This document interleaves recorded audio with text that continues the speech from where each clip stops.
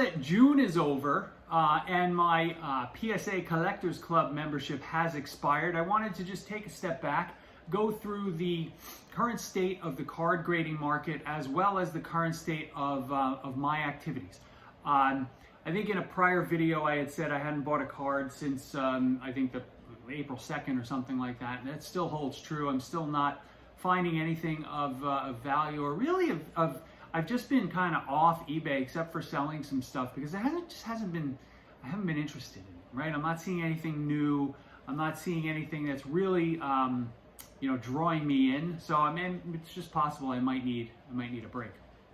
So now that I'm no longer a PSA member, I'm still waiting for my order that arrived to them on April 11th to get out of grading. It's been in there for almost 2 months now.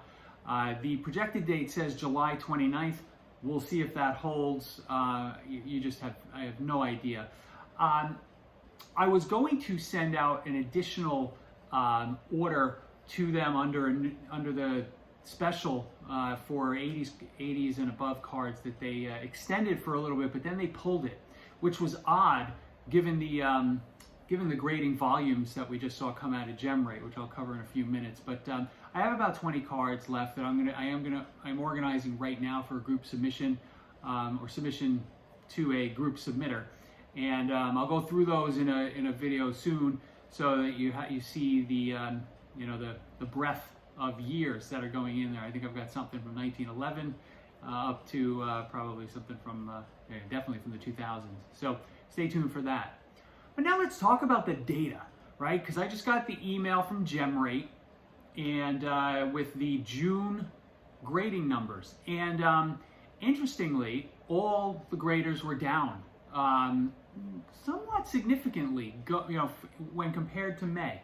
And even though there were 3 less days in June than there were in May, I don't think that accounts for PSA being down almost 15%, to 1.16 million cards graded this month. So I wonder if the market is finally correcting. Do people finally realize that sending in all of your 2023 cards is not a profit? It's not a profitable exercise, and maybe they're just finally wising up. I don't know. It was sort of what I was waiting to see. I thought it would happen earlier in the year, but the strength continued. In the end, prices for grading are still too high, and the market it's not a seller's market. It is very challenging to sell things, especially cards that are not necessarily liquid, and maybe that you have trouble getting comps on. So, the PSA numbers, right? 1.16 million. Like I said, down 15% sequentially from May. When you compare it to April, it's less than April. Okay, so that's another sign. And then when you look back, even month by month, it's the lowest since November of last year. So these are pretty big declines. And the biggest volume, culprit, it looks like is the 2023 sets that had like massive volumes come in early in the year, and now month over month, down 25 to 30% when you compare those, the volumes.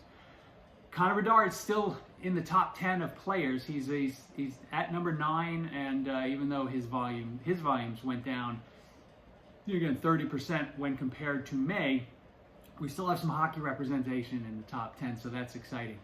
Let me know your thoughts on the current grading market. I'd love to know what you're doing. If you're struggling to find things to buy, if you're pausing your grading, if you're accelerating your grading, maybe I'm just playing in the wrong stuff in the world of hockey and nobody cares about it anyway. So I'll look forward to chatting with you soon. Thanks for joining.